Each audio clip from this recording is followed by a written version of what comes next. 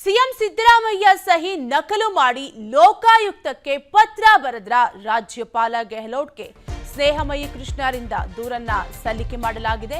ಸಾಮಾಜಿಕ ಹೋರಾಟಗಾರ ಸ್ನೇಹಮಯಿ ಕೃಷ್ಣರಿಂದ ರಾಜ್ಯಪಾಲರಿಗೆ ದೂರನ್ನ ನೀಡಲಾಗಿದ್ದು, ಲೋಕಾಯುಕ್ತಕ್ಕೆ ಬರೆದ ಪತ್ರದಲ್ಲಿ ಸಿಎಂ ಸಹಿ ನಕಲು ಮಾಡಿರುವ ಆರೋಪ ಕೇಳಿಬಂದಿದೆ. ಲೋಕಾಯುಕ್ತರಿಂದಲೇ ತನಿಖೆಗೆ ಆದೇಶ ಮಾಡಲು ಮನವಿಯನ್ನ ಮಾಡಿದ್ದಾರೆ.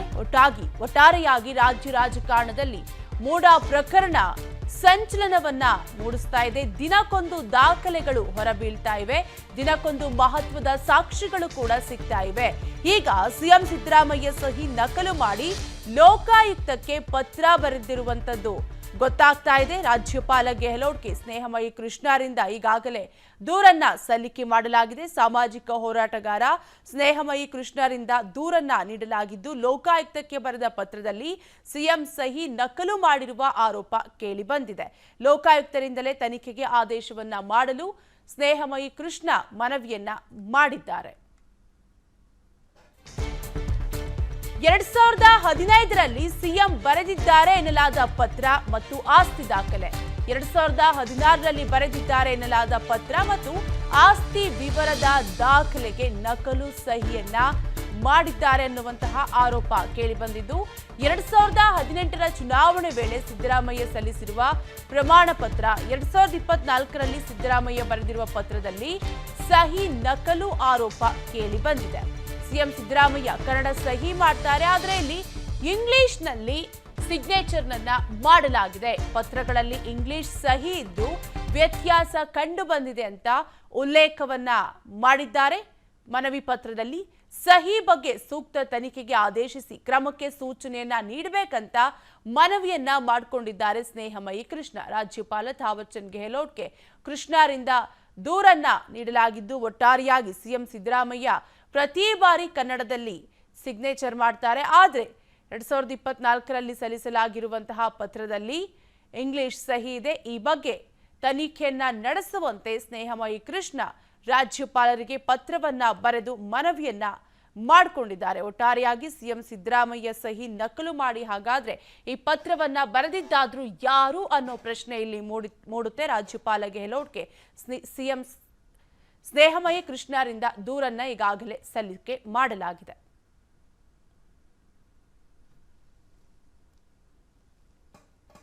ಸಿಎಂ ಸಿದ್ದರಾಮಯ್ಯ ಸಹಿ ನಕಲು ಮಾಡಿ ಲೋಕಾಯುಕ್ತಕ್ಕೆ ಪತ್ರ ಬರೆದ್ರ ರಾಜ್ಯಪಾಲ ಗೆಹ್ಲೋಟ್ಗೆ ಸ್ನೇಹಮಯಿ ಕೃಷ್ಣರಿಂದ ದೂರನ್ನ ಸಲ್ಲಿಕೆ ಮಾಡಲಾಗಿದೆ.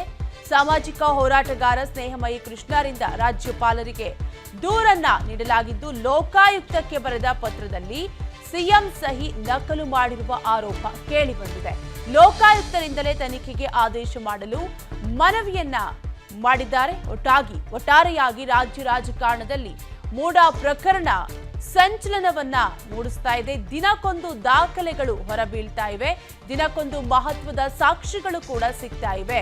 ಈಗ ಸಿಎಂ ಸಿದ್ದರಾಮಯ್ಯ ಸಹಿ ನಕಲು ಮಾಡಿ ಲೋಕಾಯುಕ್ತಕ್ಕೆ ಪತ್ರ ಬರೆದಿರುವಂತದ್ದು ಗೊತ್ತಾಗ್ತಾ ಇದೆ. ರಾಜ್ಯಪಾಲ ಗೆಹ್ಲೋಟ್ಗೆ ಸ್ನೇಹಮಯಿ ಕೃಷ್ಣರಿಂದ ಈಗಾಗಲೇ ದೂರನ್ನ ಸಲ್ಲಿಕೆ ಮಾಡಲಾಗಿದೆ. ಸಾಮಾಜಿಕ ಹೋರಾಟಗಾರ ಸ್ನೇಹಮಯಿ ಕೃಷ್ಣರಿಂದ ದೂರನ್ನ ನೀಡಲಾಗಿದ್ದು, ಲೋಕಾಯುಕ್ತಕ್ಕೆ ಬರೆದ ಪತ್ರದಲ್ಲಿ ಸಿಎಂ ಸಹಿ ನಕಲು ಮಾಡಿರುವ ಆರೋಪ ಕೇಳಿಬಂದಿದೆ. ಲೋಕಾಯುಕ್ತರಿಂದಲೇ ತನಿಖೆಗೆ ಆದೇಶವನ್ನ ಮಾಡಲು ಸ್ನೇಹಮಯಿ ಕೃಷ್ಣ ಮನವಿಯನ್ನ ಮಾಡಿದ್ದಾರೆ. 2015ರಲ್ಲಿ ಸಿಎಂ ಬರೆದಿದ್ದಾರೆ ಎನ್ನಲಾದ ಪತ್ರ ಮತ್ತು ಆಸ್ತಿ ದಾಖಲೆ. 2016ರಲ್ಲಿ ಬರೆದಿದ್ದಾರೆ ಎನ್ನಲಾದ ಪತ್ರ ಮತ್ತು ಆಸ್ತಿ ವಿವರದ ದಾಖಲೆಗೆ ನಕಲು ಸಹಿಯನ್ನ ಮಾಡಿದ್ದಾರೆ ಅನ್ನುವಂತಹ ಆರೋಪ ಕೇಳಿಬಂದಿದ್ದು, 2018ರ ಚುನಾವಣೆ ವೇಳೆ ಸಿದ್ದರಾಮಯ್ಯ ಸಲ್ಲಿಸಿರುವ ಪ್ರಮಾಣ ಪತ್ರ, 2024ರಲ್ಲಿ ಸಿದ್ದರಾಮಯ್ಯ ಬರೆದಿರುವ ಪತ್ರದಲ್ಲಿ ಸಹಿ ನಕಲು ಆರೋಪ ಕೇಳಿಬಂದಿದೆ.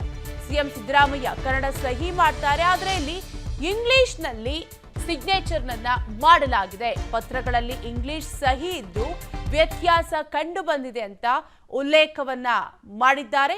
ಮನವಿ ಪತ್ರದಲ್ಲಿ ಸಹಿ ಬಗ್ಗೆ ಸೂಕ್ತ ತನಿಖೆಗೆ ಆದೇಶಿಸಿ ಕ್ರಮಕ್ಕೆ ಸೂಚನೆಯನ್ನ ನೀಡಬೇಕಂತ ಮನವಿಯನ್ನ ಮಾಡಿಕೊಂಡಿದ್ದಾರೆ ಸ್ನೇಹಮಯಿ ಕೃಷ್ಣ. ರಾಜ್ಯಪಾಲ ಥಾವರ್ ಚಂದ್ ಗೆಹ್ಲೋಟ್ಗೆ ಕೃಷ್ಣರಿಂದ ದೂರನ್ನ ನೀಡಲಾಗಿದ್ದು, ಒಟ್ಟಾರೆಯಾಗಿ ಸಿಎಂ ಸಿದ್ದರಾಮಯ್ಯ ಪ್ರತಿ ಬಾರಿ ಕನ್ನಡದಲ್ಲಿ ಸಿಗ್ನೇಚರ್ ಮಾಡ್ತಾರೆ, ಆದರೆ 2024ರಲ್ಲಿ ಸಲ್ಲಿಸಲಾಗಿರುವಂತಹ ಪತ್ರದಲ್ಲಿ ಇಂಗ್ಲಿಷ್ ಸಹಿ ಇದೆ. ಈ ಬಗ್ಗೆ ತನಿಖೆಯನ್ನ ನಡೆಸುವಂತೆ ಸ್ನೇಹಮಯಿ ಕೃಷ್ಣ ರಾಜ್ಯಪಾಲರಿಗೆ ಪತ್ರವನ್ನ ಬರೆದು ಮನವಿಯನ್ನ ಮಾಡಿಕೊಂಡಿದ್ದಾರೆ. ಒಟ್ಟಾರೆಯಾಗಿ ಸಿಎಂ ಸಿದ್ದರಾಮಯ್ಯ ಸಹಿ ನಕಲು ಮಾಡಿ ಹಾಗಾದ್ರೆ ಈ ಪತ್ರವನ್ನ ಬರೆದಿದ್ದಾದ್ರೂ ಯಾರು ಅನ್ನೋ ಪ್ರಶ್ನೆ ಇಲ್ಲಿ ಮೂಡುತ್ತೆ. ರಾಜ್ಯಪಾಲ ಗೆಹ್ಲೋಟ್ಗೆ ಸಿಎಂ ಸ್ನೇಹಮಯಿ ಕೃಷ್ಣರಿಂದ ದೂರನ್ನ ಈಗಾಗಲೇ ಸಲ್ಲಿಕೆ ಮಾಡಲಾಗಿದೆ.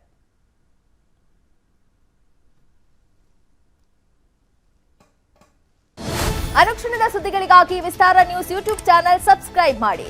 ಹೊಸ ಸುದ್ದಿಗಳ ನೋಟಿಫಿಕೇಶನ್ಗಾಗಿ ಬೆಲ್ ಐಕಾನ್ ಕ್ಲಿಕ್ ಮಾಡಿ. ಲೇಟೆಸ್ಟ್ ಅಪ್ಡೇಟ್ಸ್ಗಾಗಿ www.vistaranews.com ವೆಬ್ಸೈಟ್ಗೆ ವಿಸಿಟ್ ಮಾಡಿ.